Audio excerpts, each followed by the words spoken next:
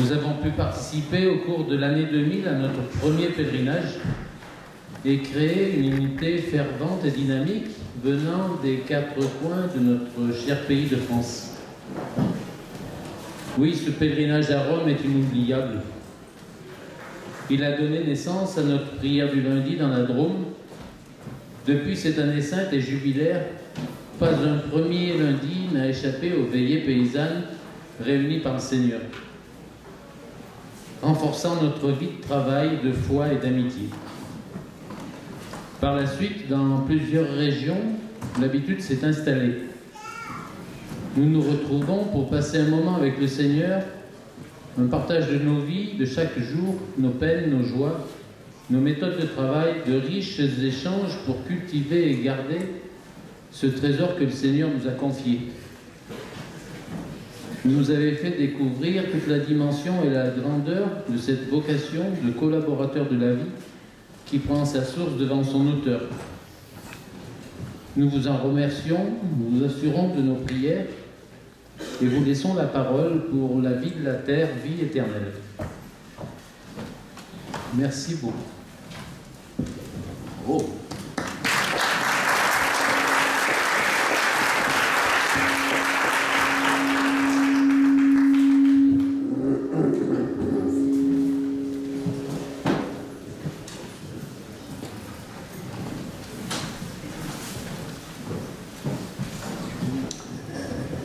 Merci, monsieur.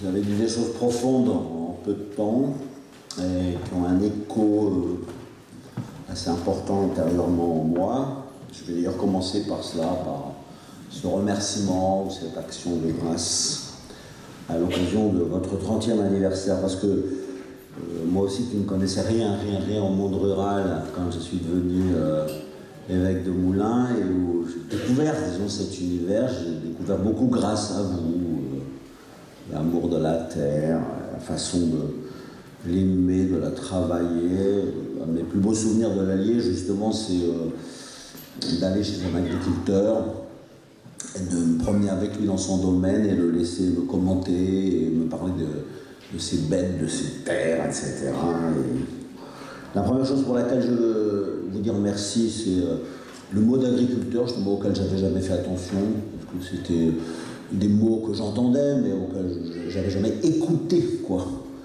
Et c'est vous qui avez attiré mon attention sur la différence entre l'agriculteur et l'exploitant agricole. J'ai fait du grec pourtant, mais bon voilà, exploitant, ça veut dire tirer du fric de.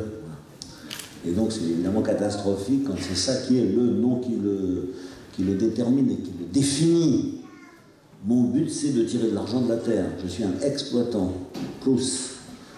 Agriculteur, évidemment, c'est un mot d'une beaucoup plus grande noblesse. Je me suis amusé à aller chercher dans mon dictionnaire les sens du mot colérer, culteur, et c'est extraordinaire. Je vous les lis, parce que pratiquement, on peut mettre le complément d'objet direct derrière chacun d'eux. Le complément d'objet direct, c'est la terre. Donc, agri, c'est la terre. Et qu'est-ce qu'il fait, le culteur? Alors, colérer, ça veut dire cultiver, soigner, orner, elle devient belle. Habiter.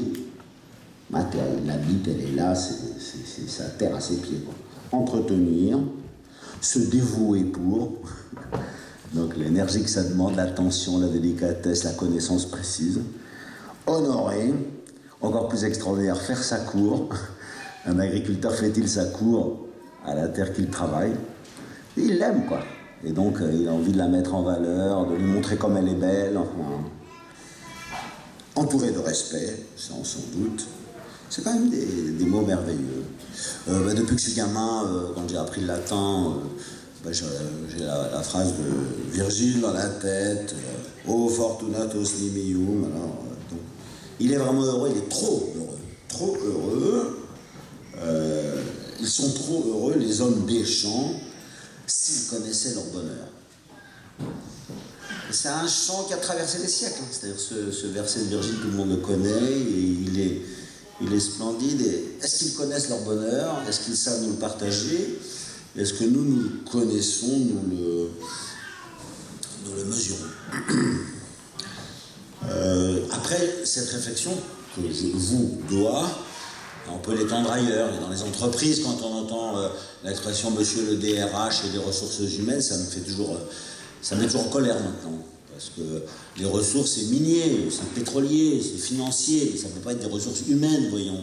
On ne met pas l'adjectif humain comme on met la même chose, pétrolier. Et quand j'entends ressources pétrolières ou ressources humaines, ça me met dans une colère noire. Donc en fait, à l'intérieur d'une entreprise, c'est pas le DRH qui est l'homme réduit à un adjectif, comme les autres, là justement, des adjectifs matériels, quoi, pétrolier, financier, etc. Mais c'est la direction du personnel, ce sont des personnes. Donc l'amour de la personne dégradée en adjectif de ressources, l'amour de la terre dégradée en tirer de l'argent, ça dit long d'une déchéance profonde, quoi. Et donc retrouver cette joie très noble, si l'on peut dire, chantée par Virgile dans toutes les civilisations, en dehors du christianisme, et qui montre la beauté et la profondeur de la terre comme source de vie, c'est vraiment important. Vous avez fait allusion dans votre discours d'accueil à quelque chose qui m'a énormément touché, et dont j'ai moins l'occasion de parler à Lyon, mais que je garde dans le fond de ma mémoire, qui est la prière du lundi. Donc j'ai été invité chez certains d'entre vous ici dans l'Allier à la prière du lundi. C'était un drôle de truc pour moi au début. Je me disais, tiens, qu'est-ce que c'est que ça? Et en fait, c'est beau. C'est-à-dire que ce qui est premier, ben, c'est de manger, quoi. C'est-à-dire quand le bébé vient de naître, on regarde les heures de ses biberons, on nous donne le sein, enfin, parce que c'est comme ça que la journée est rythmée. Et puis pour les adultes, c'est pareil, il faut manger pour vivre.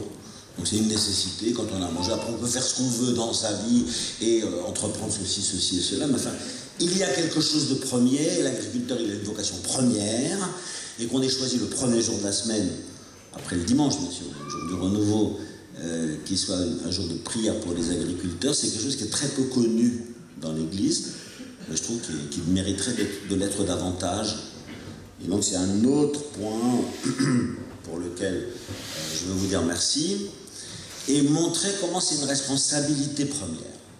C'est-à-dire qu'au fond, celui qui nous nourrit, il n'est pas là pour que les produits soient dans les rayons du supermarché. C'est-à-dire qu'il a, par rapport à notre existence, une responsabilité première. Et je trouve que tout ça est oublié. Avant, évidemment, quand 70% de la population française était d'agriculteurs, c'était pas du tout pareil, parce qu'il y avait une présence très forte, ça comptait énormément, on allait dans les fermes, on allait chercher le lait, donc même les citadins, enfant citadin que j'étais, pendant les vacances, j'allais chercher le lait le soir à 6h à la ferme, et donc on voyait, et on savait que c'était important premier, et tout ceci un peu perdu, parce que maintenant c'est arrivé dans des boîtes semi en plastique, je ne sais pas trop quoi, etc. Le titre que vous m'avez donné, c'est les agriculteurs, ils sont les coopérateurs de la vie. Coopérateur, c'est un beau mot aussi. Synergoi, donc le travail. Ils travaillent avec. Donc on va être les coopérateurs. C'est un mot qui est très présent dans le Nouveau Testament. Saint Paul, il dit, Priscille et Aquila, ce sont mes coopérateurs dans le Christ Jésus. C'est-à-dire la vie du monde, c'est le Christ Jésus, c'est ça que je veux annoncer à tout le monde. Et vous, vous êtes mes coopérateurs dans le Christ. C'est-à-dire dans faire connaître le Christ, c'est vous qui me le donnez. Tous ceux qui collaborent avec moi dans l'œuvre du royaume, un vrai travail, celui qui travaille pour le royaume, et donc ceux qui travaillent par la terre, pour que le monde vive. Vous savez que c'est la devise du pape Benoît XVI. Sin ergoi tesser teias. J'ai voulu, et c'est vrai, une intelligence exceptionnelle, et il résume sa vie dans cette expression qui est tirée de la 3e épître de Saint Jean, au verset 8, collaborateur, coopérateur de la vérité. La vérité travaille. La vérité, elle t'éclaire, elle a tout un travail intérieur à faire, et moi, c'est ça mon but, voilà. Mon idéal, dit Benoît XVI, c'est d'être un coopérateur de la vérité.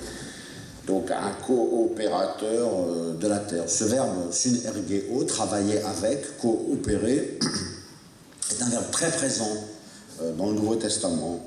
Il compte beaucoup. Ici, je voudrais attirer l'attention sur un verset de Jésus qui est en fait assez peu connu, assez peu cité, dans des chapitres peu lus, donc dans le chapitre 5 à 7 de l'évangile de Saint Jean, il y a des controverses assez rudes avec les Juifs.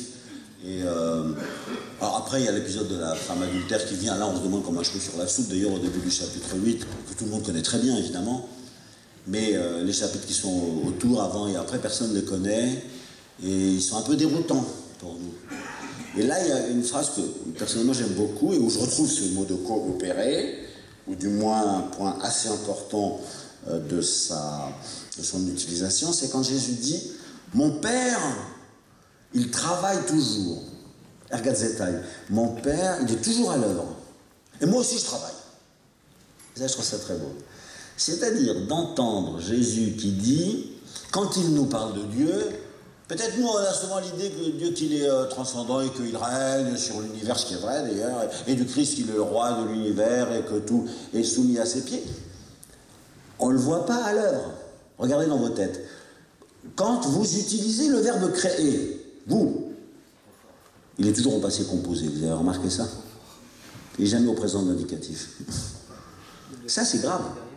C'est-à-dire qu'en fait, c'est une trahison de ce que dit Jésus. Le verbe créer n'est pas au passé composé, c'est d'un présent éternel. C'est-à-dire que s'il arrête un quart de seconde de penser à toi, tu n'existes plus. Il est ton créateur, non pas au sens où avant la première molécule d'hydrogène, il y a quelqu'un qui a créé le monde et tout est sorti de là, pas du tout.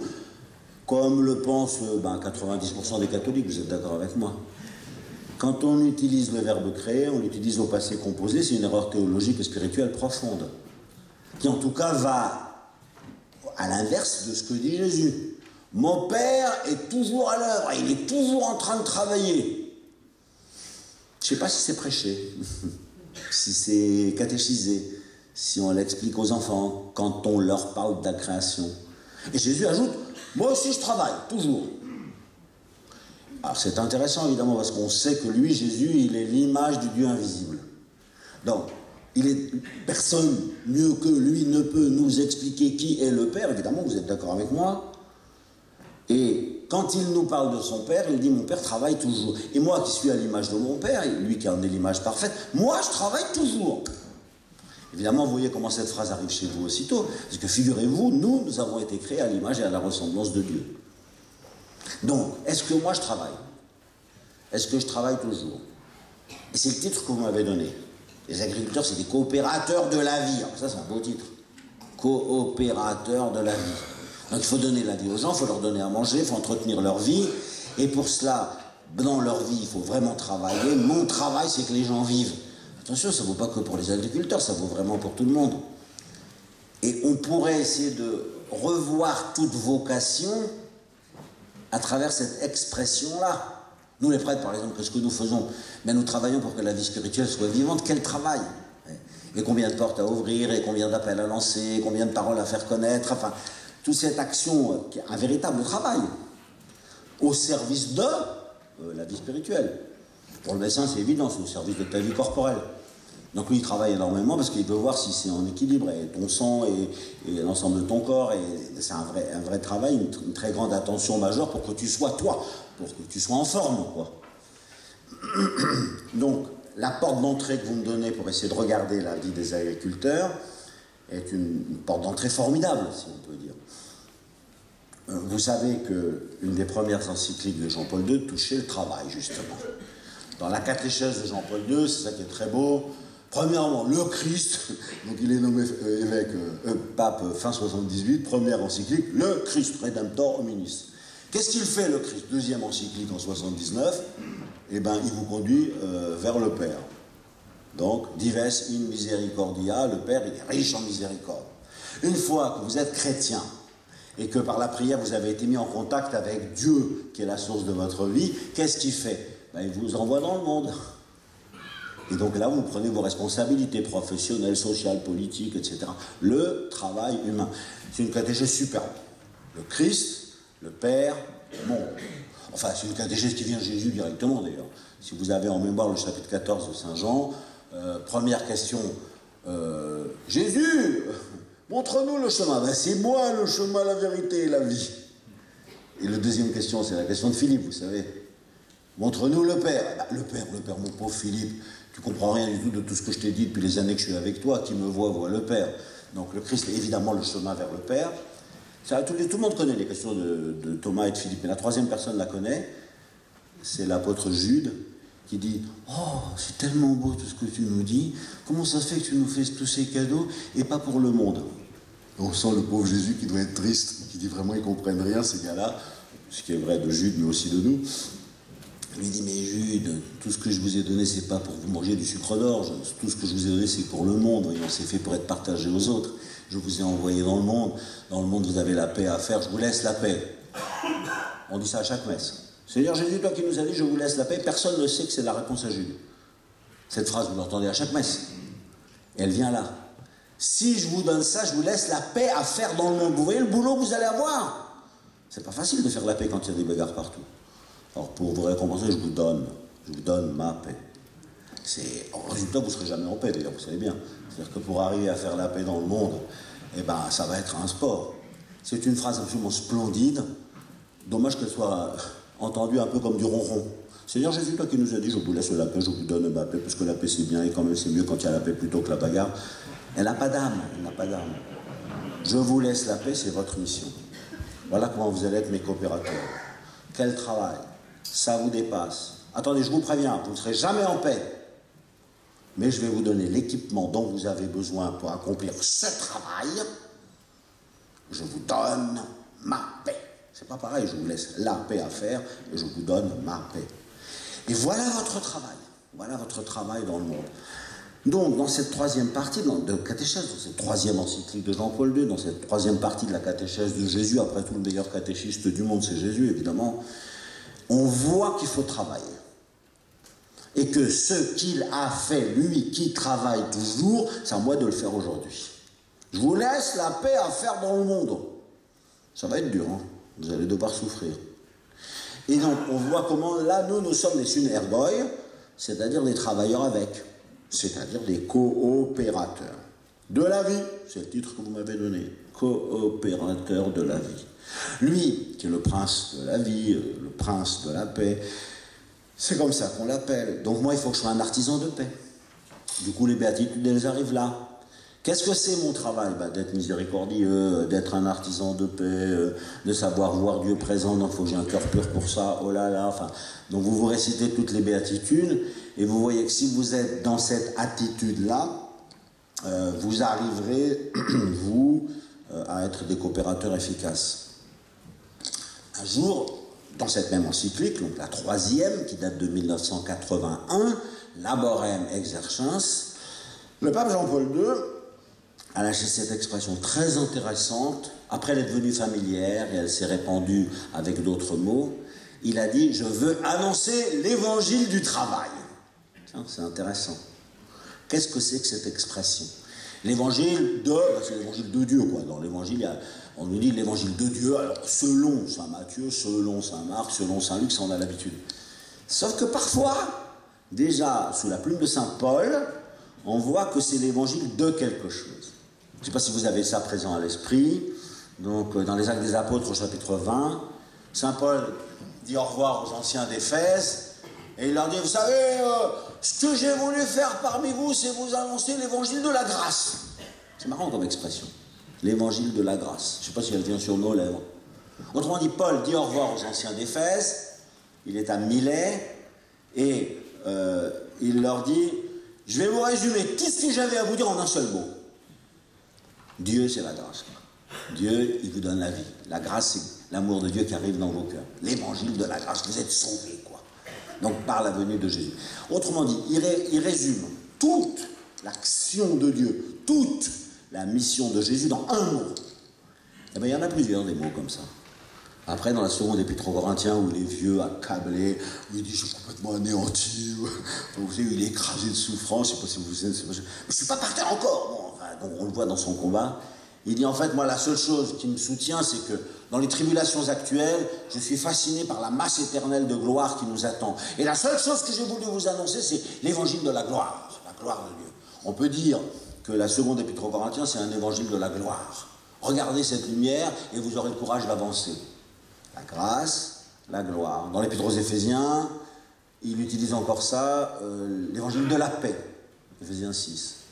Au chapitre 1er de l'épître aux Éphésiens, il dit l'évangile du salut. Et du coup, Jean-Paul II, il s'est dit, bah tiens, je vais le faire avec d'autres mots. C'est un mot que vous choisissez pour résumer tout le message chrétien. C'est un bon exercice spirituel. Et je vois que Jean-Paul II l'a fait pas mal de fois. C'est lui qui a lancé l'évangile de la famille. Et on comprend. S'il y a une seule chose à vous dire, c'est que Dieu est un père, quoi. Donc si Dieu est un père, nous sommes des frères et sœurs. Donc nous sommes une famille. L'humanité doit être une famille et pas seulement l'église ou mon petit circuit à moi. Il a raison.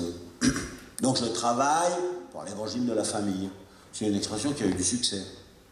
Il a même donné ce titre à une encyclique, vous vous souvenez, l'évangile de la vie. Donc en 95, quand il veut regarder tous les problèmes, Dieu sait si aujourd'hui ils sont importants, de bioéthique, de vie, de ceci et de cela, il va dire, nous sommes des serviteurs de la vie. Ah ben là, c'est en plein mon sujet. Coopérateurs de la vie. Et donc, son encyclique avait ça comme titre. L'évangile de la vie. Eh bien, dans cette encyclique, ici sans doute, oui, Laborem Exercens, sa 3e encyclique sur le travail, il lance cette expression, l'évangile du travail.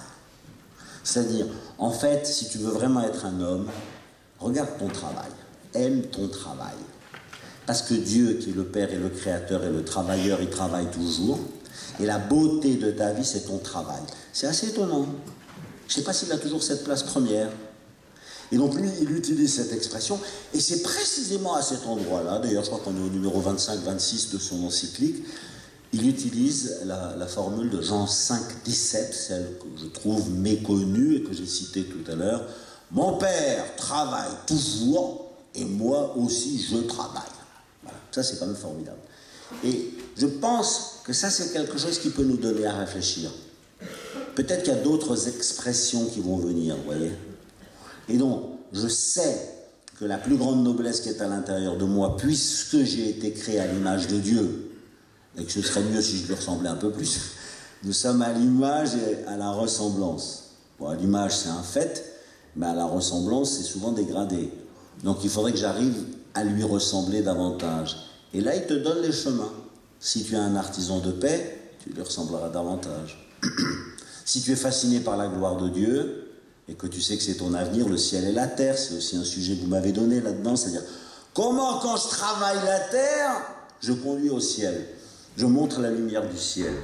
Comment terre et ciel sont liés. Il n'y a pas besoin d'aller chercher loin, c'est la première ligne du credo, on va y venir. Donc, comment, là-dedans, je fais mon travail qui va en direction du ciel. Vous voyez ? Ça, c'est quelque chose d'important aussi. Donc, en fait, dans cette expression de l'évangile du travail, c'est un coup d'audace. Hein. Mais il est utilisé par Jean-Paul II. Je vais reprendre toute la révélation chrétienne et je vais la mettre dans un mot. Pas l'enfermer, puisque je peux en prendre d'autres. L'évangile de la paix, l'évangile de la gloire, l'évangile de la grâce, etc. Mais on voit, si vous voulez, cette force de Saint Paul, quand il se dit, bon, ça fait des années que je leur parle, est-ce qu'ils auront compris, quoi? Mes amis, la seule chose que j'ai voulu faire parmi vous, c'est vous annoncer l'évangile de la grâce, vous avez compris? Autrement dit, vous êtes sauvés, quoi. Sachez qu'il y a une lutte terrible contre votre propre péché, que la grâce de Dieu sera victorieuse, que la miséricorde de Dieu sera toujours victorieuse, et si je vous ai dit une chose, c'est ça, le reste, vous pouvez oublier. Il y a une certaine vigueur. Ouais. L'évangile de la paix aussi, on voit bien. L'évangile de la paix, on le sait très bien, parce que depuis le premier jour, c'est l'évangile de la paix qui nous est annoncé. Qu'est-ce qu'ils viennent chanter, les anges? Tous les catholiques français, ils chantent Gloria sans penser à ce qu'ils disent, bien sûr. Et regardez ce que ça veut dire, cette phrase, c'est incroyable. Mes frères, l'enfant qui vient de naître dans une crèche, juste à côté, tout pauvre, lui, à l'intérieur de lui, il n'y a que la gloire de Dieu. C'est pas quelqu'un qui va chercher la gloire pour lui, le pétrole pour lui, les dollars pour lui. Lui, il n'est que pour la gloire de Dieu. Si, dans votre vie, vous cherchez la gloire de Dieu au plus haut des cieux, alors viendra la paix sur la terre. C'est-à-dire, quand on chante le Gloria, le « et », gloire à Dieu au plus haut des cieux, « et », on va le dire tout à l'heure à la messe, « et paix sur la terre », le « et » a une force incroyable. Donc, il veut dire, alors c'est sûr que... Ouais, ça ne suffit pas de chanter gentiment Gloria in excelsis Deo et pax hominibus bone voluntatis. Si je suis décidé à chercher la gloire pour Dieu au plus haut des cieux, alors il y aura la paix sur la terre. Si je suis intéressé par exploiter et trouver beaucoup d'argent et beaucoup d'argent pour moi, alors il y aura la guerre. Alors il y aura la guerre. Donc l'évangile de la paix, en fait, je le vois dès le début, dès le premier jour, dans le chant du Gloria, ce petit coin de Noël qui est à chacune de nos messes du dimanche. C'est aussi quelque chose de très beau. Autrement dit, je ne sais pas si cette expression est utilisée. Je trouve très peu, je l'ai vu là, sous la plume de Jean-Paul II, fondée sur ce verset méconnu de l'évangile de Saint Jean, mais je trouve que ça pourrait revenir sur nos lèvres. Et en fait, pour montrer la beauté, pour montrer la dignité, la noblesse du travail, que soit expliqué, réexpliqué l'expression évangile du travail, ce serait quand même quelque chose de bon en le fondant dans ce passage. Dans cette encyclique, au numéro 21, sans doute le connaissez-vous, vous dans les journées paysannes, il y a un long paragraphe de son regard de l'époque, on est en 81, sur le monde agricole, sur le monde des paysans, l'amour de son pays. C'est aussi quelque chose que j'aime bien dans votre titre, des journées paysannes. C'est-à-dire qu'un pays, voilà, il a sa terre propre, il a sa caractéristique propre, etc. Il n'y a pas très longtemps, je me promenais dans le domaine viticole d'une viticultrice dans le Beaujolais, qui aime sa terre incroyablement. Et j'ai entendu des choses que j'avais jamais entendues finalement. Elle me dit, mais vous savez, les moines dans la région de Bourgogne, ils mangeaient la terre, ils goûtaient la terre. Et ils l'avaient mêlée à leur salive, ils voulaient la connaître. Et j'ai beaucoup appris d'eux, c'est eux qui ont choisi les terres, ces terres qui sont devenues célèbres, comme Chambertin, comme Romanée. Enfin, après, on a mis les noms des villages à côté, Vaudre, Romanée, Gevrey, Chambertin, mais les domaines très très précis déterminés par les moines étaient des terres tout à fait exceptionnelles qu'ils connaissaient et qu'ils avaient goûté. C'est-à-dire la communion entre le viticulteur et sa terre était quelque chose d'incroyable. Et on a rajouté Vaudre Romanée parce que Romanée, tout le monde savait que c'était le nec plus ultra. Et elle me dit, donc on est dans une terre du Beaujolais à Fleury, elle me dit, ma terre, quand j'ai acheté ça, mais elle était complètement malade. Donc il y avait eu beaucoup de Monsanto là-dedans, quoi. Donc elle était pourrie, elle avait plus de vie, elle avait été tuée, quoi. Et je dis, comment vous avez fait? Elle m'a dit, il m'a fallu 7 ans pour la guérir. 7 ans pour aimer ma terre et la dépolluer, arriver à la guérir. Et maintenant, ça y est, elle est redevenue elle-même.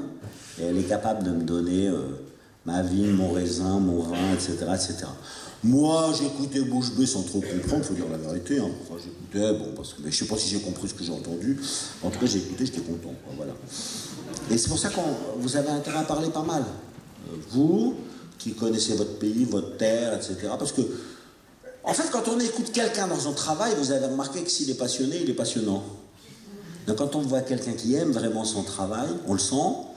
Du coup, on sait que si on l'écoute, on va comprendre, on va découvrir des choses nouvelles. Et c'est pour ça que c'est assez intéressant qu'on prenne le temps de vous écouter. Je ne sais pas si vous connaissez le numéro 21 de cette encyclique Laborem Exercens. Il est important, et c'est son regard à lui sur le monde agricole, sur la vie des agriculteurs, l'effort physique prolongé que ça demande, parfois exténuant, le peu d'estime dont il bénéficie dans un pays où c'est devenu les trucs qui sont nécessaires pour être sur les marchés, pour qu'on mange, mais il n'y a plus l'amour de la personne qui nous les a produits, il n'y a plus un gamin qui sait comment le lait est trait parce qu'il ne le voit plus, parce que plus personne ne le sait, etc. Il y a un peu devenu, alors beaucoup d'exode rural, beaucoup de suicides aussi, c'est quand même incroyable comme histoire. Beaucoup d'injustices, dans pas mal de pays du monde, où on travaille une terre sans jamais pouvoir en devenir le propriétaire, plus les questions de la suite de leur vie. Enfin bon, je ne sais pas, je ne suis pas assez compétent pour savoir si les éléments qu'il donne dans ce numéro 21 sont toujours valables ou en partie valables, et certainement d'autres problèmes ont surgi. Ça vaudrait peut-être la peine de le réécrire d'ailleurs, parce que la société change, et ces éléments d'analyse qu'il donne, lui, il y a près de 40 ans maintenant, peut-être ont besoin d'être mis à jour, mis au jour, et puis qu'on sonne la cloche, quoi, pour le dire assez fortement. Comme ça s'était passé dans le jubilé des agriculteurs en novembre de l'an 2000, auquel j'avais participé avec très grande joie. La place aussi de cette terre, puisqu'elle est la source de ta nourriture, dans une économie, dans la santé d'une économie générale. C'est un problème sur lequel je suis nul, mais je pense qu'il y a pas mal de gens qui y réfléchissent, et c'est pas normal que ça n'ait pas une belle place. Et ça aussi, c'est sans doute une voix à faire entendre à l'intérieur de l'équilibre général d'une société. Dans votre titre, vous me dites l'agriculteur et coopérateur. Bon, c'est les deux mots que j'essaie d'expliquer. Coopérateur, avec cet évangile du travail, de la vie. Alors la vie, ça peut être long, évidemment. Coopérateur de la vie. Écoutez, je vais vous proposer une porte d'entrée qui peut-être vous est familière ou peut-être ne vous est pas, mais qui est ma propre lecture du credo. Voilà. Donc tout à l'heure, on va le dire à la messe, le credo. Je ne sais pas s'il a entendu comme il est vraiment. Quand un garçon vient me voir et qu'il me dit « Tiens, j'ai envie d'être prêtre », je lui dis bah, « Est-ce que tu as lu la Bible ?» Il me dit « Bah non ». Je dis bah, « Tu la lis comme une bête, du début jusqu'à la fin, de la première à la dernière ligne, et il y a plein d'endroits où tu ne comprendras rien. En fait, t'en fais pas, après tu étudieras le grec ou l'hébreu, et tu l'étudieras après, tu auras des cours sur les synoptiques ou les sapientiaux, ou les psaumes ou le Deutéronome, mais commence par lire. Parce que la Bible, c'est un livre de vie. Et tu ouvres à la première page et tu vois que la vie surgit. Alors Dieu dit, c'est une parole. Et la vie apparaît. Dans cette parole, la vie apparaît. Autrement, la vie est le fruit d'une parole d'amour. Et c'est vrai. C'est vrai pour nous tous. Je pense que si vous avez déjà fait ce voyage, faites-le. Le premier jour où votre papa et votre maman se sont rencontrés. La première parole d'amour qu'ils se sont dites entre eux. Alors vous êtes peut-être le troisième, le quatrième de votre famille et vous êtes né 10 ans après. N'empêche que vous étiez déjà là. C'est-à-dire, nous sommes le fruit d'une parole d'amour. Donc, cette première page de la Bible correspond à la première page de ta vie. On voit bien que, en fait, cette parole-là, c'est une parole d'amour. Et donc, elle va être créatrice ou procréatrice, mais enfin, en fait, c'est quand même celle qui est la source de la vie. Du coup, est-ce que la première parole que tu dis à ta terre est une parole d'amour? C'est dans cette parole d'amour que, comme ma petite viticultrice, franchement, elle l'aimait cette terre. Elle l'aimait d'autant plus qu'elle l'avait reçue malade. Elle a dit, il faut vraiment que j'en prenne soin pour lui redonner sa vie et sa vitalité. Donc, tu dis une parole, et cette parole va être source de vie. Finalement, c'est ce que dit la Bible de A jusqu'à Z. Donc, toute la parole de la Bible est une parole de vie. Pourquoi faut-il que tu lises toute la Bible? Non pas pour tout comprendre, tout retenir, tout savoir et être un spécialiste de la Bible, mais simplement parce que c'est ta vie. Dans ta vie, il y a des moments très joyeux, très féconds, très fertiles, très actifs. Il y a des moments très rasoirs, très casse-pieds.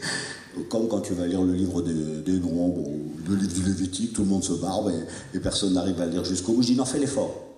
Parce qu'un jour, toi aussi, il faudra qu'un moment de ta vie qui sera douloureux et qui sera éprouvant et desséchant et désertique, il faut que tu tiennes. Donc je veux que tu tiennes dans le livre du Lévitique, que tu tiennes dans le livre des Nombres, parce qu'en fait, il y a toute ta vie. Puis après, il y a les exultations d'amour dans le Cantique des Cantiques, l'incroyable variété des psaumes avec, les jours sans, le contraire et tout. Enfin, l'abondance, la surabondance de notre propre vie. Franchement, elle est déroutante. Je ne sais pas moi si un agriculteur est dérouté par sa terre et par la vie qu'il donne. Peut-être qu'il doit y avoir aussi des surprises et des difficultés qu'on rencontre. En fait, la vie est comme ça, quoi. Je suis un coopérateur, je suis un travailleur de la vie et pour la vie.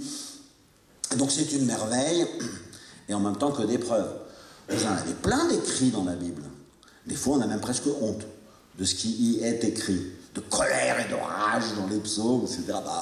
En fait, voilà, il vaut mieux être lucide et s'apercevoir que des fois, c'est aussi dans notre tête. Et c'est réconfortant que ce soit écrit dans la Bible. Parce qu'on dit, ah bon, oui, je ne suis pas meilleur que mon copain. Enfin, c'est quand même bien. Si c'est dans la Bible, il faut que j'arrive à gérer ça. Quelque chose qui, sortant de moi, n'est vraiment pas tout à fait à l'image de celui à l'image de qui j'ai été créé. Et donc, il faudra bien négocier cela. Et quand c'est dans la Bible, c'est quelque chose d'utile pour toi. La Bible, comme livre de vie. Parce que la vie surgit dès la première parole. Alors, Dieu dit. Et il y a eu les chimpanzés, les topinambours, les astres, les étoiles, enfin voilà, il y a eu la vie, quoi. Elle est arrivée à partir de là. Et de fait, c'est une merveille. Ici, évidemment, c'est quelque chose qu'il y a à convertir chez les chrétiens, c'est le rapport au verbe créer, je l'ai déjà dit. C'est-à-dire faire passer ce verbe créer du passé composé au présent de l'indicatif. Et la façon dont nous sommes associés. C'est pas mal l'expression dite pour les parents qu'ils sont des procréateurs. C'est dit parfois elle est abîmée. Et donc quand elle est abîmée, il faut en prendre soin. Il faut la sauver, il faut absolument sauver ça. Donc il faut s'engager énormément, nuit et jour, pour arriver à sauver un malade, parce que si on laisse les choses aller, etc.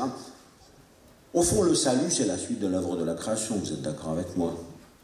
Donc, sauver cette vie quand elle est abîmée, c'est faire en sorte qu'on arrive à la guérir, comme elle a voulu guérir sa terre. Donc, on voit bien que c'est la prolongation de cette œuvre de la création. C'est quelque chose d'important pour nous. Tenez, ça va peut-être vous paraître bizarre, mais moi, je l'utilise dans la préparation au mariage. Tu vois, la très jolie fille que tu vas épouser, évidemment, c'est la plus belle du monde, c'est pour ça que tu l'as choisie. La création n'est pas finie. Ses parents, qui étaient le procréateur, ils ont fait tout ce qu'ils ont pu pour que le bébé devienne une petite fille, la petite fille une demoiselle, la demoiselle une femme, et c'est elle qui t'arrive en cadeau dans ta vie. Sauf que c'est pas fini. Elle veut devenir une épouse. C'est toi qui vas la créer épouse. Elle veut devenir une maman. C'est grâce à toi qu'elle va devenir une maman. Autrement dit, un époux pour son épouse et vice-versa. Une épouse pour son époux qui va lui permettre de devenir un époux, qui va lui permettre de devenir un papa. C'est-à-dire la continuité de l'œuvre de la création en lui pour qu'elle et pour qu'il devienne ce qu'il doit être. C'est l'époux qui le fait pour l'épouse et vice-versa. Donc, quand on est donné à son époux ou à son épouse, on est donné comme quelqu'un qui doit être un coopérateur de la vie. Qui doit prolonger l'œuvre du Créateur, laquelle n'est pas finie. Jusqu'à la fin de ta route, d'ailleurs. Est-ce que quand on est des grands-parents et des arrière-grands-parents, on a encore un service mutuel à se rendre pour arriver pour aider le compagnon de toute cette route à se présenter joyeux devant la grande porte, tout appauvri peut-être, et à se présenter pour la grande heure où je franchirai cette porte, c'est quelque chose de magnifique. Mais parfois, ça va mal dans la vie de l'autre. Et là aussi, on doit prendre soin. Moi, j'aime bien utiliser la parole du bon samaritain pour le mariage aussi. Alors, c'est Jésus qui l'a sauvé, tu vois, cette petite mignonne ou ce garçon-là, et je vais le déposer chez toi. Regarde bien comment je l'aime et comment on doit prendre soin de lui et d'elle, parce que tout ce que tu auras dépensé en plus, sous-entendu, pour prendre soin de son mari ou de sa femme qui à tel moment de sa vie va mal et fragilisé, tout et tout, il faut dépenser beaucoup, beaucoup, beaucoup. Tout ce que tu auras dépensé en plus, je le rembourserai, t'es tranquille. Moi, j'aime pas quand on nous compare à l'image du bon samaritain, parce que pour moi, le bon samaritain, c'est Jésus. Je suis pas dit, peut-être que des fois, il faut que je m'arrête comme ça, quand ça m'arrive, ça va de soi. Mais, je vois que moi, d'un côté, je suis une petite bête blessée dont les autres prennent soin, et que beaucoup d'autres sont mis dans mon hôtellerie, et Jésus me dit, prends bien soin d'eux et dépense, quoi. Tout ce que tu auras dépensé en plus pour leur permettre de retomber sur ses pieds. Si j'applique ça à la terre, une terre qui est malade, une terre qui doit encore produire du très très bon fruit et dont la création n'est pas achevée. À Lyon, on a les côtes rôties, je ne sais pas si vous connaissez, c'est des vignobles qui ont été faits déjà du temps de l'Empire romain. Donc on mettait les soldats romains en retraite assez tôt, et ils devenaient des exploitants agricoles extraordinaires, c'est ce qu'en Algérie d'ailleurs. C'est pour ça que l'Algérie a été un grenier à blé fantastique. Et les cultures en espalier, où toutes les pierres, les cailloux, etc. Puis ensuite, on pouvait planter des vignes, et 2000 ans plus tard, elles sont encore là. Elles nous donnent encore du bon vin. Donc, eux, ils ont été des synergoi, des coopérateurs de cette terre créée par Dieu. Ils ont été les coopérateurs pour que cette terre devienne un vignoble de très grande qualité. Ça ne s'est pas fait en 3 semaines. Sauf qu'évidemment, c'est un travail qui porte encore ses fruits et ses bons fruits 1500 ou 2000 ans plus tard, ce qui est quand même quelque chose de fantastique. Alors pour terminer, je voudrais vous proposer, peut-être êtes-vous familier de cela, je ne sais pas, de réciter votre credo et d'entendre le credo comme nous le ferons toujours à la messe, d'entendre le credo comme un hymne à la vie. Le credo souvent est récité par les chrétiens comme la liste des vérités qu'on croit. Oui, Jésus, il est resté d'entre les morts, il reviendra dans la gloire pour juger les vivants et les morts, puis je crois en l'Esprit Saint, la Sainte Église catholique, à la communion des saints. Oh bon, d'accord, c'est pas un catalogue de vérité quand même. C'est un petit peu plus que ça. De dire le credo comme un chant, de dire le credo comme une lumière qui m'est donnée pour que moi, je sois un coopérateur de la vie, au travail de création, procréation, développement, etc. Je suis une ergoi, quoi. Collaborateur de Dieu, coopérateur de Dieu, dans la création et la poursuite de cette œuvre de création dans le monde, de l'entendre comme un hymne à la vie. Ah ben, je le fais gentiment devant vous, donc je crois en Dieu le Père. Bah, le Père, ça c'est pas mal, justement, c'est la source de toute vie. Donc je crois en Dieu le Père, tout-puissant, créateur du ciel et de la terre. Ah, mais dans votre conférence, il y avait justement ça. Quand je travaille la terre, est-ce que c'est pour le ciel? Assurément, ils sont inséparables depuis la première ligne du credo. Ah bah oui. Donc lui, il est le créateur du ciel et de la terre. Et moi, quand je travaille pour le ciel, quand je baptise des enfants, quand je pardonne des péchés, quand je célèbre la messe, c'est un très grand cadeau pour la terre. Et vous, quand vous travaillez la terre, eh bien vous ouvrez les portes du ciel aussi, parce qu'ils vont être dans l'action de grâce, parce que cette terre va leur permettre de vivre. Il est beau ce petit « et ». C'est pas une nomenclature, créateur du ciel et de la terre, c'est le va-et-vient qui existe de l'un à l'autre. Et en fait, tout le ciel nous est donné pour que nous ayons notre chair et notre terre. C'est tellement important, et c'est pas un truc passager, matériel, etc., que toute chair ressuscitera. Je le dis parce que c'est écrit dans l'Écriture, mais je ne sais pas ce que ça veut dire, je ne sais pas comment ça se passera, mais je sais que le ciel a été donné dans ma chair, le ciel a été donné dans ma propre terre, et que cette propre terre dont je suis issu, elle a aussi, et elle aura sa dimension céleste. Et un jour j'arrive dans le royaume, alors Saint Paul a des phrases mystérieuses. Peut-être que nous ne mourrons pas tous, mais quand arrivera cette heure-là, tous les morts ressusciteront et tous nous serons emportés. Bon, je sais, enfin, il essaye de dire ce que nous croyons, comme nous essayons de le faire quand nous disons notre foi. Mais j'insiste pour montrer à quel point ciel et terre sont mélangés dans la première ligne du credo et dans le concret de ton travail, de l'enfant auquel tu donnes le sein, de la terre que tu travailles, ou bien du pécheur auquel tu pardonnes ses péchés si tu es un prêtre. Ouais. Donc tu fais un travail qui est à la fois céleste et terrestre, le ciel et la terre, car il est le créateur du ciel et de la terre, et quel que soit l'endroit de ton travail, tu travailles pour les deux à la fois, qui sont franchement indissociables. Alors après, donc, créateur du ciel et de la terre, et voilà l'homme comme il est. C'est assez compliqué, l'homme. Dans la tradition chrétienne, on a une division en deux parties, le corps et l'âme, et une division en trois parties, le corps, l'âme et l'esprit. Et le mot âme n'a pas le même sens dans les deux. Quand dans la division en deux, vous avez le corps et l'âme, c'est-à-dire le temporel et l'éternel. Mon corps un jour s'arrêtera et ce sera le jour de ma mort, et il y aura une transformation, transfiguration, je ne sais pas quoi, et il y a quelque chose d'éternel.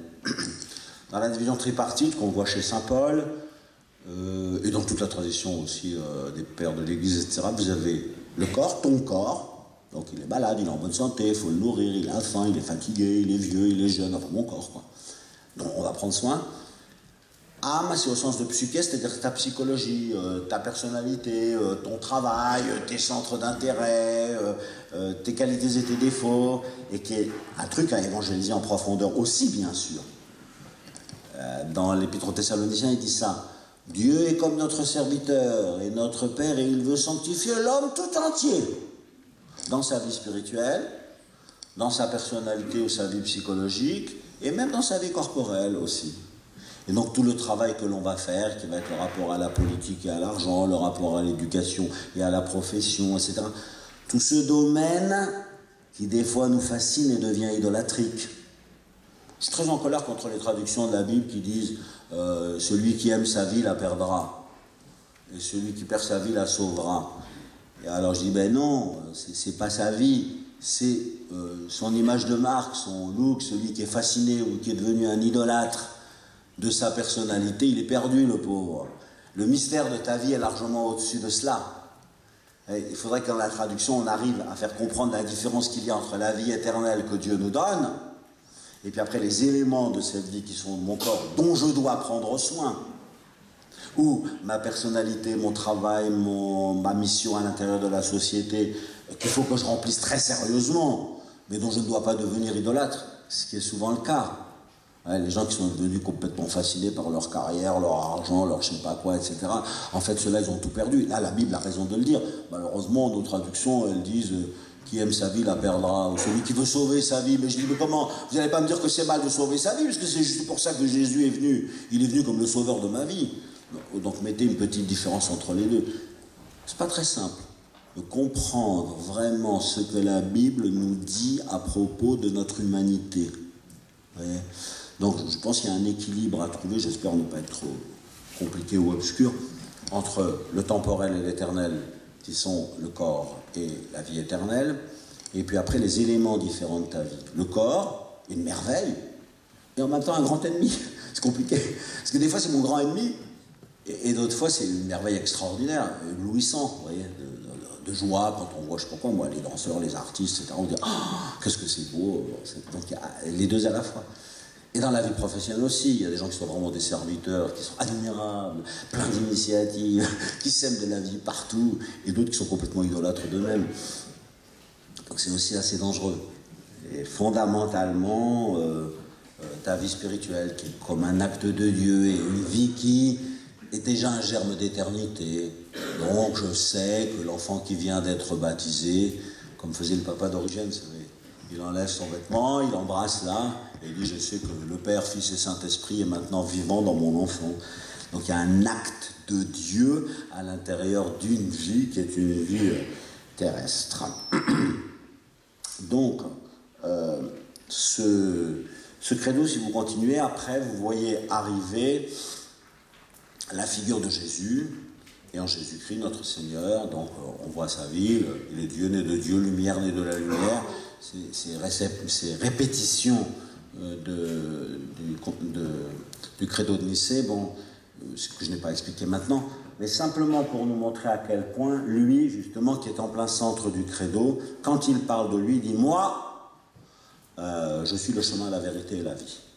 Moi, je suis la résurrection et la vie. Je suis la résurrection et la vie. » Autrement dit, quel que soit le travail que je fais, y compris de mon vignoble ou de ma terre ou de mes animaux, de mes bêtes, c'est en fait lui qui est véritablement le centre de la vie. Je vais vous dire quelque chose qui va peut-être vous faire sourire. Moi, quand on a dit la première ligne du credo, ça me suffit. C'est pas la peine de me raconter la suite. Je crois en un seul Dieu, le Père Tout-Puissant. C'est pas la peine de me raconter la suite, je la devine. Parce que si ça va pas, et que c'est un père, ben il va prendre soin de vous, quoi. Donc il voit qu'on a tout foiré, qu'on a tout cassé, qu'on a abîmé cette vie, qu'on l'a mise en lambeaux, mais qu'il ne peut pas le laisser dans cet état. Donc il a envoyé son fils, c'est logique, il ne pouvait pas faire autrement. Donc Dieu a tellement aimé le monde qu'il a envoyé son fils pour le sauver, et en Jésus-Christ, son fils unique. La deuxième ligne du credo, la deuxième partie du credo découle de la première, tout découle de la première, puisque c'est un père, et qu'il est tout-puissant. Et qu'il aime la terre et le ciel, et qu'il veut que la terre et le ciel soient mélangés, créateur du ciel et de la terre, de l'univers visible et invisible. Ils sont là, les anges. En tout cas, je le dis parce que c'est une phrase que nous devrions méditer avec les musulmans. Il y a beaucoup de conflits avec les musulmans. Et je dis, mais pourquoi il y a des conflits entre nous? Parce que quand vous dites « je crois », vous et moi, nous le disons.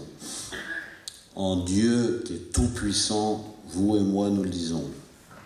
Créateur du ciel et de la terre, les musulmans et les chrétiens le disent. De l'univers visible et invisible, vous les musulmans, vous croyez aussi aux anges. Et les juifs aussi d'ailleurs. Vous dites qu'il ne faut pas appeler Dieu Père. Eh bien, vous avez raison. Sauf que Jésus le dit en sens inverse. Il n'appelait personne Père sur la terre parce que vous n'avez qu'un seul Père qui est celui des cieux. Donc Jésus est bien d'accord avec vous. Donc nous, on dit qu'on va appeler Dieu Père, on continue d'appeler notre papa Papa. N'appelez personne Père. Pourquoi on le fait? Parce que c'est quand même celui dont Dieu s'est servi pour me donner sa paternité, mais je suis bien d'accord qu'il n'y a qu'une seule paternité, bien sûr. Donc en fait, nous ne sommes pas si loin. Et à chaque fois que vous dites le nom de Dieu, vous dites qu'il est un torrent de miséricorde. Raham Rahmin, disent-ils. Je crois en Dieu qui est source de toute miséricorde. C'est exactement ce que nous disons, et tout ce que nous décrivons dans la suite du credo, c'est sa miséricorde qui arrive chez nous. Entre parenthèses, c'est le grand cri de la Sainte Vierge. Donc la Sainte Vierge, qu'est-ce qu'elle dit dans le Magnificat? Dieu est grand! En arabe, c'est ce qu'ils disent, Magnificat. Nous, on traduit mon âme exalte le Seigneur, c'est une traduction idiote, parce que personne ne sait ce que ça veut dire, exalte. Mon âme exalte, elle crie Magnus, Magnificat. Et les musulmans, ils disent Allahu Akbar. C'est exactement pareil. Et après, le centre du Magnificat, c'est sa miséricorde s'étend d'âge en âge. La Sainte Vierge, elle n'a qu'une seule chose à vous dire, c'est que la miséricorde de Dieu sera victorieuse. Il a fait comme ça avec les riches, avec les pauvres, avec les affamés, avec les orgueilleux, etc. Et les orgueilleux, c'est pas tout le monde qui voulait leur casser la figure, au contraire, voulait les faire tomber de leur orgueil. Les pauvres, ça leur faisait tellement mal. Et un riche, quand il a les mains vides, ça lui fait du bien, voyons. Donc c'est par miséricorde que le bon Dieu a envoyé les riches les mains vides, parce que ça leur a fait une belle expérience qu'ils ne connaissaient pas. Donc en fait, vous avez la grandeur de Dieu et sa miséricorde. Et on passe notre temps à se battre, alors qu'en fait on dit la même chose, et on ne pourrait pas l'écouter.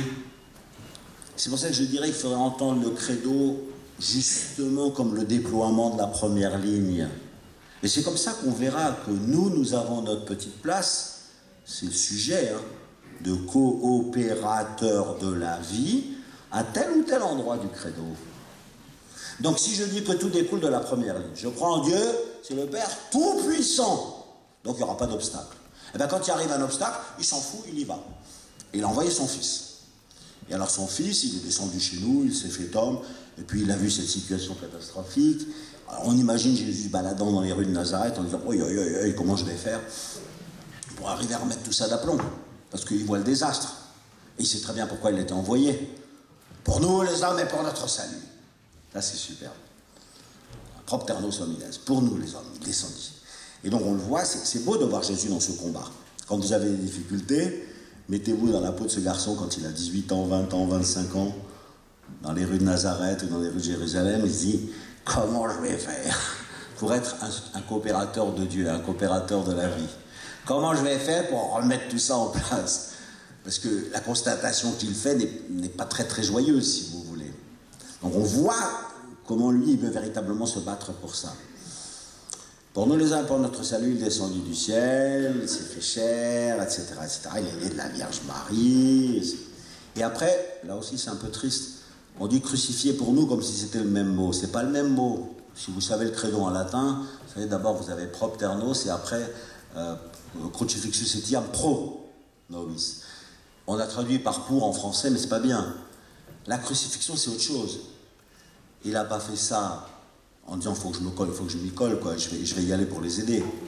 Il s'est mis à notre place. C'est-à-dire que lui, il n'était pas pécheur du tout. Et il a pris la place du pécheur, crucifié à ma place. Il faudrait dire crucifié à ma place. Et c'est comme ça qu'il nous a sauvés. C'est-à-dire, il s'est mis dans la maladie des hommes pour que les hommes reçoivent le salut. Et donc lui, il a pris en pleine figure tout le désastre et les conséquences catastrophiques du péché pour que la vie arrive à régner et à gagner. Dans l'évangile, on en voit des comme ça.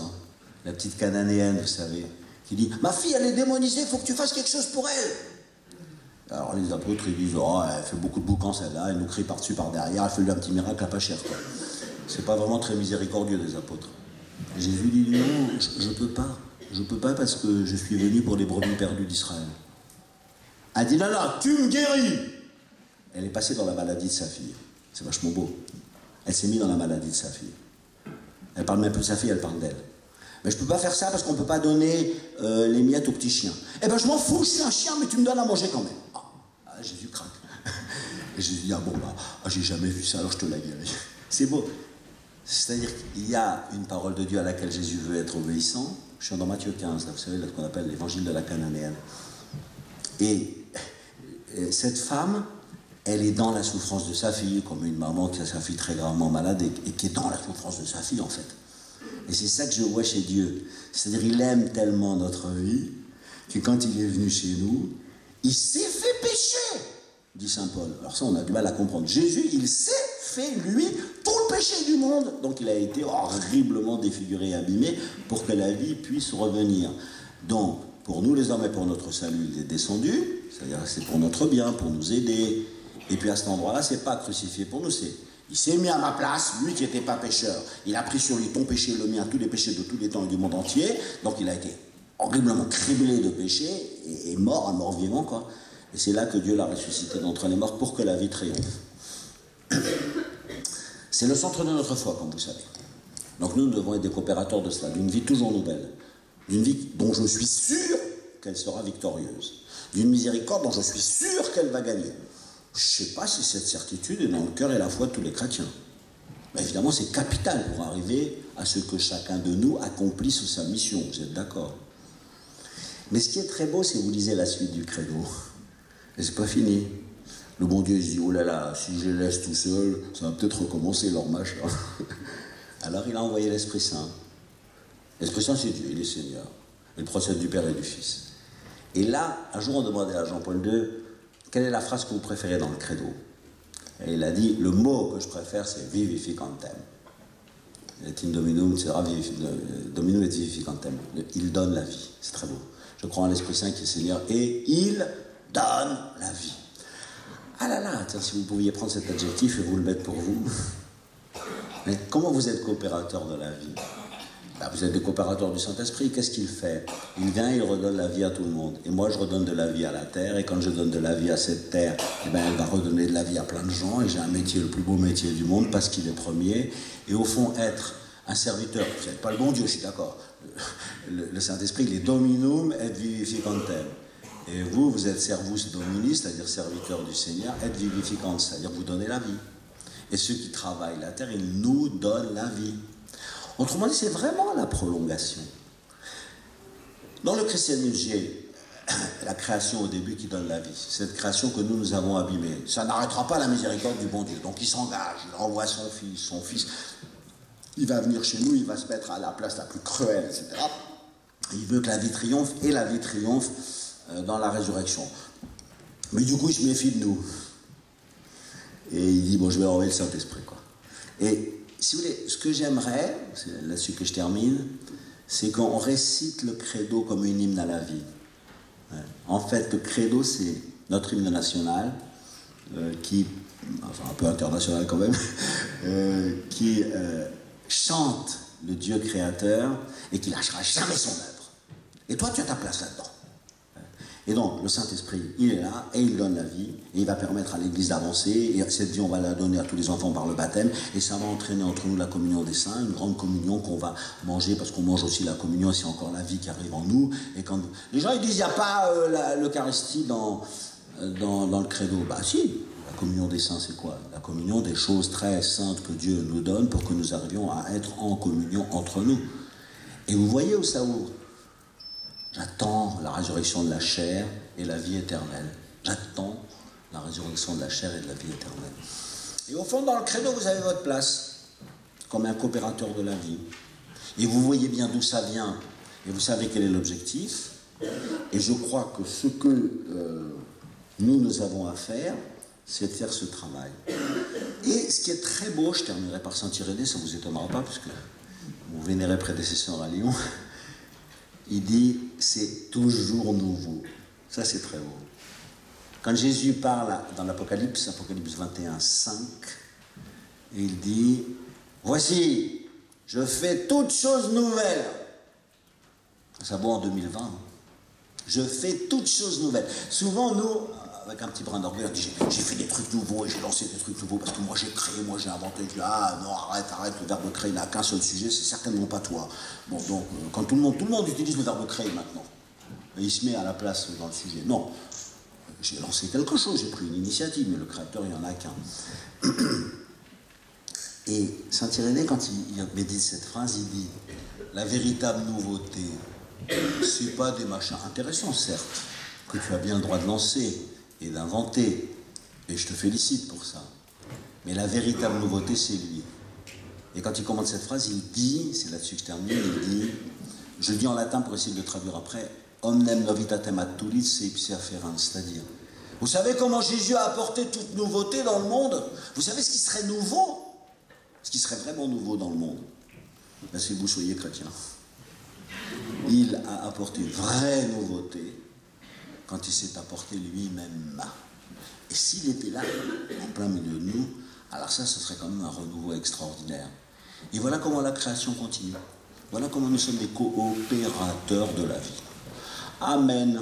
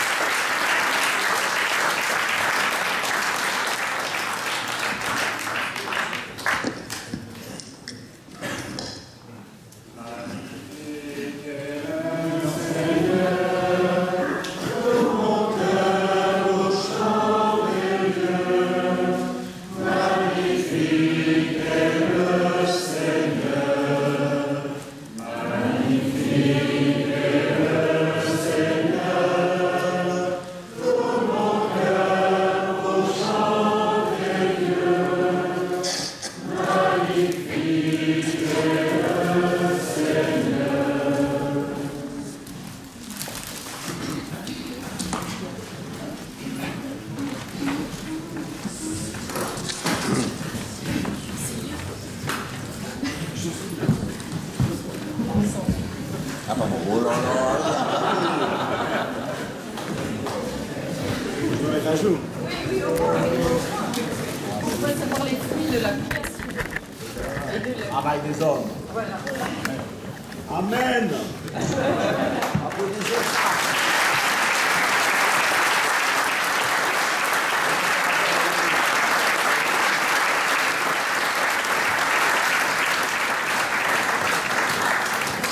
De belles heures en perspective.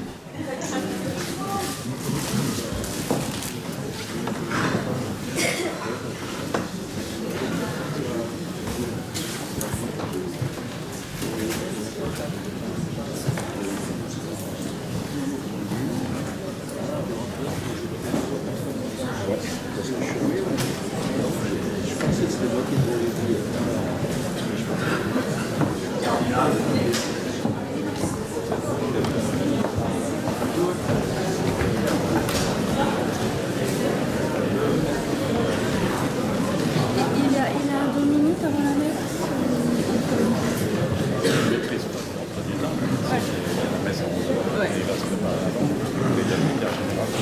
Je croyais que c'était fini, mais elle a dit qu'il y avait du temps pour des questions. Pensez à réserver les enregistrements, ceux qui veulent. Ouais, il reste encore quelques Mais aux heures. questions, vous pouvez répondre vous-même aussi. Il y a quelqu'un dans l'assistance qui va répondre à la question de quelqu'un.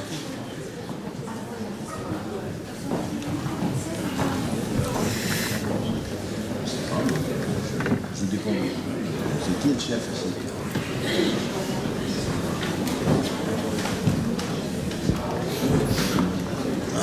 Merci, mon éminence, pour cette conférence. Exceptionnellement, nous avons quelques minutes d'avance. Alors, si quelqu'un veut peut-être faire une intervention. Alors, Anne-Laure va nous... D'abord, je fais un petit appel plus désagréable. Il y a des personnes qui sont attendues à l'accueil. Alors, Jean-Baptiste Noireaudeau et Christophe Géortet, il y a un problème avec la clé de votre chambre. Si vous pouvez aller à l'accueil, s'il vous plaît, voir Marie-Christine. Maintenant, s'il vous plaît. Ensuite, il y a d'autres personnes qui sont attendues à l'accueil. Juste avant la messe, s'il vous plaît, par charité pour ceux qui organisent. Merci. Claire Ossens, Clarissa Berthomé, Guillemette Boiron, Pascal Coudray, Benoît Coudray, Roland Grenet, Louis-Xavier Delage, Irène Latapi, Didier Laureau, Jean Delédin, Jeanne Lopez, Louis Lunel, Joseph de Massia, Gilles Rénal et Antoine Stuck. Voilà. Si vous pouvez passer à l'accueil avant la messe, s'il vous plaît, ça nous aiderait beaucoup à être plus disponibles pour cet après-midi. Merci. Voilà. Nous avons quelques minutes. Si une personne ou deux a une question à poser à mon éminence. C'est une petite question de terme. On a beaucoup parlé de coopérateurs et de collaborateurs. Est-ce que le mot co-créateur convient aussi?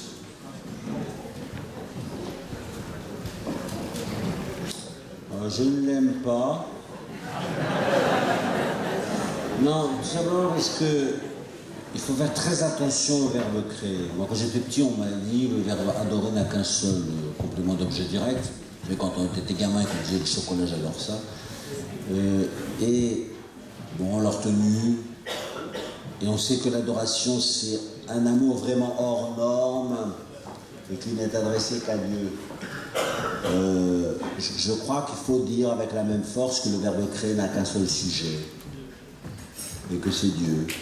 Et je vois que maintenant tout le monde utilise le verbe créer. Naturellement, on m'a répondu cela exactement comme vous le dites, c'est-à-dire que nous avons été créés à l'image et à la ressemblance de Dieu. Donc dans cette image et dans cette ressemblance, nous pouvons prendre des initiatives et participer à la création, je suis d'accord. Donc ça justifierait l'idée de co-création. C'est-à-dire c'est lui le créateur, il me prend comme collaborateur pour participer à cette œuvre créatrice. En fait, le seul endroit où je l'aime bien, c'est avec les parents, pro, à la place d'eux, ou choisi par Dieu pour faire son œuvre de création d'un être nouveau. Cependant, les parents ne sont pas les créateurs de leur enfant. Ils l'ont mis au monde Et son créateur, c'est l'heure mystérieuse où Dieu lui donne sa grâce, son être, son âme, son éternité. Et ça, c'est pas une œuvre des parents. L'Église catholique n'a jamais dit quand arrivait l'âme. Elle a dit la vie humaine doit être respectée dès son commencement, précisément parce qu'on ne sait pas quel est l'instant de la création. Il n'y a pas de définition biologique du premier instant de la création d'un nouvel être humain. Simplement, on dit qu'il faut respecter cette vie humaine dès son commencement et les choses restent dans le mystère de Dieu. Quand quelqu'un dit que cette âme est créée depuis le premier instant de la conception, je dis tu n'en sais rien. On n'en sait rien. Les gens disent ça c'est rigolo, quand à la Sainte Vierge je vais voir Élisabeth, et Élisabeth dit la mère de mon Seigneur. Ça prouve que celui qui est dans le ventre de la Sainte Vierge c'est déjà le Seigneur, il n'y a pas de problème. Et ça ne va pas faire longtemps quand même. Mais je trouve que c'est bien de laisser les choses un peu dans le mystère. On ne sait que ce qu'on sait. Donc la science va nous amener à comprendre de manière beaucoup plus précise l'anidation, je sais pas quoi moi, l'embryon, enfin le fœtus, les différents moments, mais elle ne va pas donner sa parole sur le moment de la création, elle n'en sait rien. Alors, co-créateur, oui, et je dirais du calme. Voilà, je ne sais pas si c'est une bonne réponse, mais c'est une très grande noblesse pour nous d'être associé à cette œuvre du Créateur. Donc là, le mot coopérateur va très bien, nous sommes d'accord. Bon, voilà.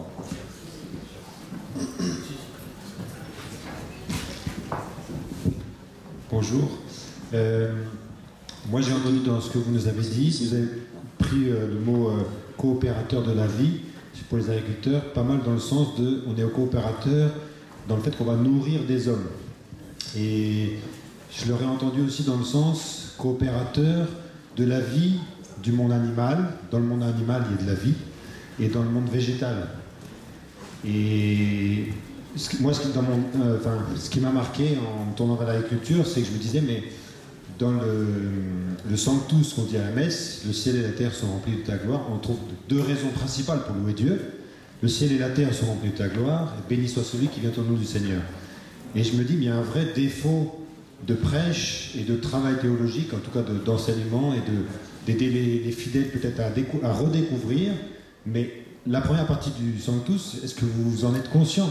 Le ciel et la terre sont remplis de ta gloire. C'est peut-être pour ça aussi qu'on a, pendant si longtemps, malgré que la France est chrétienne, entre guillemets, enfin en tout cas il y a beaucoup de chrétiens, il y a l'évangile y est prêché, on a marché un peu sur la création, parce qu'on a peut-être oublié que le ciel et la terre sont remplis de la gloire de Dieu. Voilà, comment ça résonne pour vous? C'est magnifique, il faut qu'il continue. Je veux dire que... Non, mais je vois bien, quoi. C'est-à-dire que moi, j'ai fait attention à la première ligne du credo, et lui, il fait attention à une ligne splendide du Sanctus qui n'est même pas venu à l'esprit, donc il a évidemment raison. Et c'est une phrase extraordinaire. Ce sont le chant des anges. Kadosh, Kadosh, Kadosh, ce sont les séraphins. Dans Isaïe 6, le Sanctus est un chant très bizarre, parce que c'est un chant qui est céleste et terrestre. Donc la première partie, c'est les séraphins qui chantent. Saint, Saint, Saint, le Seigneur Dieu de l'univers, le ciel et la terre sont remplis de la gloire. Et ensuite, c'est les petits gamins des rues de Jérusalem qui disent « Hosanna au fils de David, béni soit le roi qui vient au nom du Seigneur ». Donc vous avez, le Sanctus, c'est le meilleur mélange du ciel et de la terre. Alors, c'est formidable ce que vous venez de dire. Voilà, que je le rajoute en note si cette conférence est mise par écrit. Parce que c'est vraiment l'exemple merveilleux du ciel et de la terre et de leur coopération. Parce que les anges au ciel, ils chantent la sainteté de Dieu, ils voient cette création inférieure à eux peut-être, qui est remplie de la gloire de Dieu, le ciel et la terre sont remplis de ta gloire. Et c'est les séraphins, c'est une ciselle. Séraphin, c'est un mot hébreu qui veut dire brûlant. Donc dans les anges, ce sont les premiers, si on peut dire, ils sont tout brûlants d'amour de Dieu. Les chérubins, kéroub en hébreu, ça veut dire tout proche, ils sont tout proches de Dieu. Et les séraphins, ce sont les brûlants. Ils brûlent le chant d'amour, etc. Et on mélange ce chant des séraphins avec celle des petits bougres des rues de Jérusalem. C'est super. Donc le petit gamin de Jérusalem, quand Jésus rentre le jour de l'amour, il dit « Oh là là, au fils de David, béni soit celui qui vient au nom du Seigneur ». Pour moi, le Sanctus, c'est le meilleur mélange du ciel et de la terre, vous avez raison. Oui, c'est super bon. Faire une note complémentaire. Merci. Non, c'est super bon.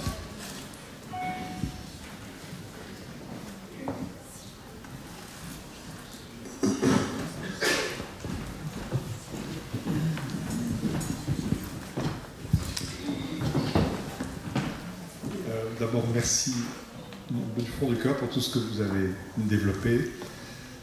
Je voudrais vous poser une question qui naît un peu de l'admiration devant ce mouvement des Journées paysannes, qui est un surgeon de vie, qui a été planté il y a 30 ans, qui a fait son chemin, qui aujourd'hui se développe. Et en même temps, je me dis, en regardant l'histoire de l'agriculture en France, depuis la guerre, nous voyons qu'elle a été marquée par un mouvement, on va dire, d'idolâtrie. On a vu d'idolâtrie, un mouvement de modernité qui l'a amené sur des mauvais chemins, des chemins qui ne mènent nulle part, et en même temps que ce chemin a été très fortement, y compris accompagné par les chrétiens, avec les jeunesses agricoles chrétiennes. Et je me dis que ça fait partie de notre histoire, ça fait partie de l'Église et de l'histoire des chrétiens de France. Comment on interprète ça? Quel sens on met là-dessus? Qu'est-ce qui s'est passé? Je serais très intéressé d'avoir... Si j'ai bien compris, ça, c'est quoi ça? Ça, c'est-à-dire le fait que ce mouvement d'agriculture qui n'amène pas aujourd'hui, dont on essaye de sortir, qu'est-ce qui s'est passé? Pourquoi? Comment a-t-il été soutenu et accompagné par les chrétiens? Et on voit bien que le mouvement qui est ici est également d'inspiration chrétienne et va vers la vie et va vers autre chose. Et c'est grâce à ça qu'autre chose commence à être possible. Mais ce mouvement très important, qui a été celui qui s'est incarné aujourd'hui dans les institutions qui ont la part la plus importante, qui sont encore dominantes en France, et d'inspiration chrétienne également. Donc il y a une filiation qu'on peut trouver également de ce côté-là. Qu'est-ce qui s'est passé? Voilà, c'est là que j'aimerais avoir votre avis. Dans l'Église, on peut s'être trompé. L'Église a commis des erreurs énormes. L'Église, c'est vous et moi, quoi. Donc il y a un courant qui a pris le dessus et qui était une catastrophe. Donc ça peut arriver, c'est arrivé à tous les moments de l'histoire. C'est arrivé chez le pape, je veux dire, il y a des périodes où le pontificat romain était une catastrophe. Donc l'Église a les paroles de la vie éternelle, mais c'est pas tout ce que font les chrétiens et les mouvements d'Église qui est bien. Aujourd'hui, moi je me rappelle encore ce conflit au moment du jubilé de l'an 2000. Hein. C'était très difficile de participer à ce jubilé parce que, en fait, il était lancé par Rome, il n'y avait pas de raison qu'en France on y aille. Vous y êtes allé, moi je suis allé gentiment parce que j'ai dit mais non, si on est invité par le pape dans le diocèse de Moulins, il y a plein d'agriculteurs, donc j'y vais, puis c'est tout, quoi. Mais il y avait des violences de partis, d'opposition, etc., comme il existera encore longtemps, hein, il ne faut pas être naïf. La seule chose, c'est que maintenant les circonstances sont favorables. Parce qu'on ne parle plus seulement des conditions financières ou de la productivité de l'agriculteur, mais on parle de la terre. Dans le courant écologique aujourd'hui, il y a quelque chose de nouveau qui arrive, et cette terre, on finit par l'aimer, on finit par faire attention à elle, on s'aperçoit que le soin qu'on portera à elle est lié à notre bonheur. Et en même temps, on voit aussi comment le discours écologique peut devenir logoré, qui peut partir aussi dans tous les sens, donc il faut aussi se méfier. Donc c'est compliqué, un véritable équilibre. Ce qui est difficile, c'est d'être chrétien, quoi. Donc rester véritablement chrétien, c'est-à-dire déterminé dans l'action de grâce, actif, coopérateur, humble. Et le chrétien, quand il défend son idée, il vient tout de suite orgueilleux en plus. Donc c'est moi qui ai raison, les autres ils ont tort. Alors là, évidemment, il se plante. Sous prétexte de corriger quelque chose, il fait peut-être pire. Enfin, c'est quand même délicat d'être chrétien, quoi. Donc ce qu'il faut, c'est toujours revenir à la révélation, toujours revenir à l'enseignement de l'Église. L'enseignement qui a été donné par Jean-Paul II dans ce jubilé des agriculteurs était très beau. Et donc il y a un véritable enseignement. Moi, plusieurs fois je lui avais écrit en lui disant que vous n'avez pas écrit une encyclique sur les agriculteurs. Alors vous dites que c'est les premiers, faites donc une encyclique qui aurait dû être première. Elle n'est jamais venue. Donc il y a un paragraphe dans la Lorem Exercens. Je ne sais même pas s'il est bien adapté. Et donc on a fait la liste des problèmes du monde agricole. Mais ça fait drôle, je crois, si vous avez le souvenir de cette encyclique. En tout cas pour moi, il y a un grand manque. Alors bon, que Benoît XVI n'ait pas été capable de ça, c'est pas forcément son genre. Benoît XVI, c'était un intellectuel de super envol, saint bonhomme et tout, c'est sûr qu'il ne peut pas connaître tellement la terre. Bon. Mais je trouve qu'il y en a besoin. Il y a besoin d'un bel et d'un grand écrit sur l'amour de la terre, le service de la terre, la culture, voilà.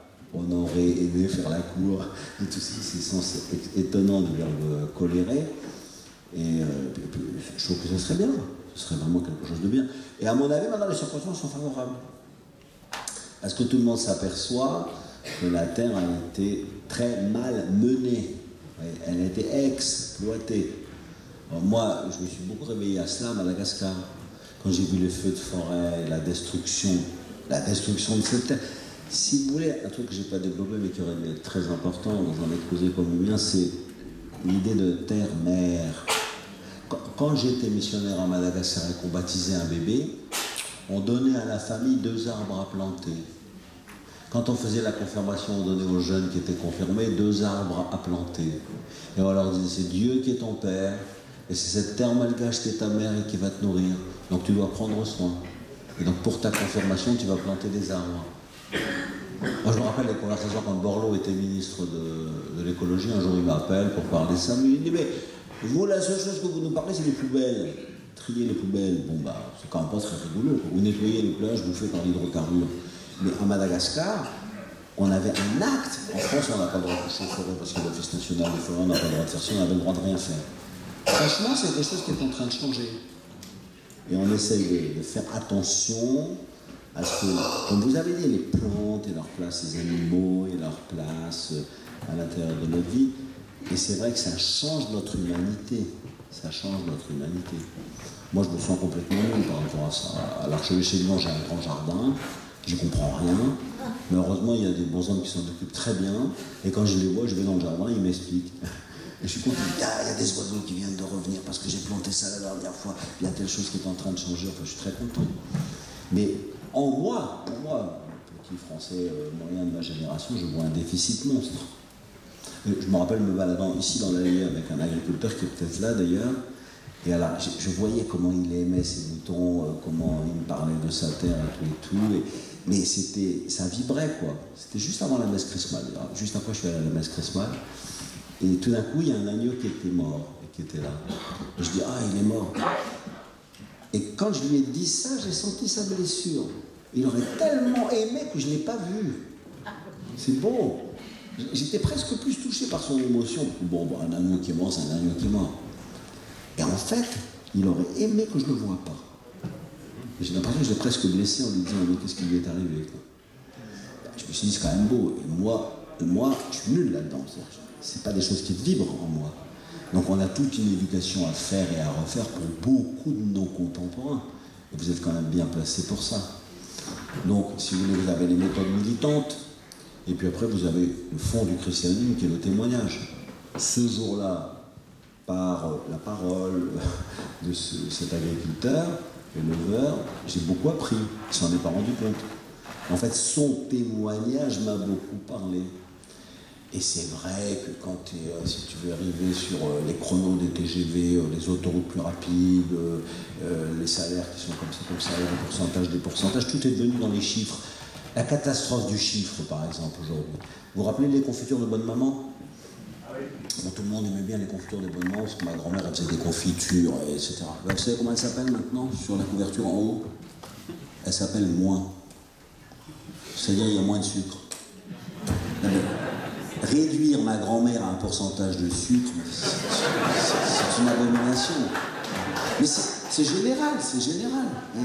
Tout est chiffré maintenant. Et je me rappelle une fois cette colère du cardinal de Stiger qui dit le monde se divise en deux, ceux qui meurent de faim et ceux qui cherchent à se faire maigrir. Le rapport à la nourriture est complètement vicié, abîmé, quoi. C'est une nourriture saine, tranquille, accessible à tout le monde, et qui ne va pas prendre le dessus, enfin, et dont tu n'as pas à te méfier, hein, et qui est ta propre vie, et qui te donne la vie tous les jours, c'est quelque chose qui est perdu des deux côtés. Parce que d'un côté, ils n'ont pas à manger, ils crèvent de faim, alors ça je l'ai vu de mes yeux, et de l'autre côté, on dit comment je vais me faire maigrir. Donc on est tout le temps à calculer 0% de matière grasse, 30%, moins de sucre dans les confitures, enfin du calme. Et c'est le quantitatif règne incroyablement. Donc vous n'êtes pas chargé de sauver le monde, hein. Vous êtes chargé de donner votre témoignage. Donc si vous accomplissez votre mission, si vous aimez votre terre, tenez, elle ne sait pas, cette petite dame dont je vous ai parlé, tout ce qu'elle m'a appris quand je me suis promené avec elle dans son vignoble. Franchement, je ne connais rien. N'empêche qu'elle m'a expliqué, et j'ai vu comment elle aimait sa terre. Pas seulement les raisins, quoi. Comment elle aimait sa terre. Et alors là, je me suis dit, ça c'est quand même beau, parce qu'elle travaille la terre, mais elle la connaît, elle l'aime, elle la guérit. Alors, des inconvénients comme ceux que vous repérez dans les décennies précédentes, eh ben, je ne vais pas vous rassurer du tout en disant qu'il y en aura des mêmes ou des pires dans les décennies suivantes. Et donc vous faites votre boulot, et puis vous donnez votre témoignage, et puis il y a des belles choses qui passent, vous savez.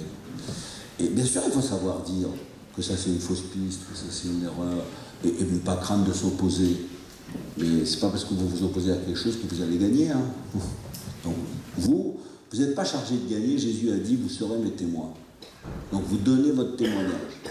Ben, des fois vous en prenez plein la figure parce que vous avez donné votre témoignage, ben, tant pis. Nous sommes ses témoins.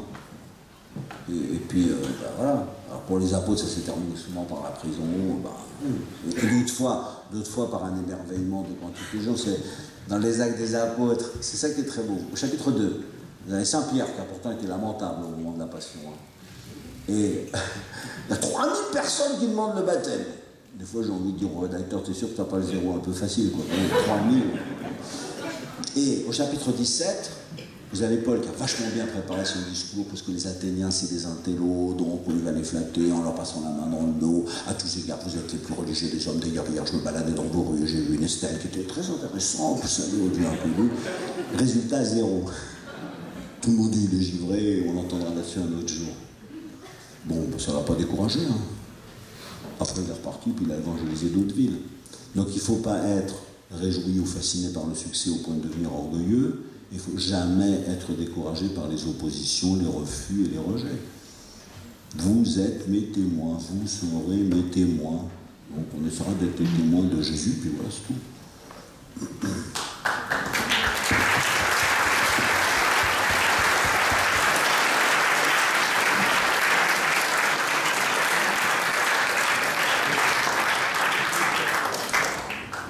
Merci, mon éminence. Donc on vous retrouve tout à l'heure à l'abbatiale de Souvigny pour la messe, où on va se rendre pour 11h. Je ne sais pas si c'est un effet du réchauffement climatique. Il fait apparemment moins froid dans l'abbatiale, mais c'est pas parce qu'il fait moins froid qu'il fait chaud. Hein. Prenez quand même vos manteaux. Alors juste quelques petites annonces. Je vous rappelle que dans le hall, vous trouvez toujours des suites à acheter.